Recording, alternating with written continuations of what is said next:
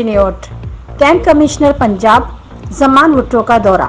Cantt commissioner Punjab Zaman Bhutto ने deputy commissioner office में किसानों के मसाइल सुने और उनके इजाले के लिए फौरी अहकाम जारी किए।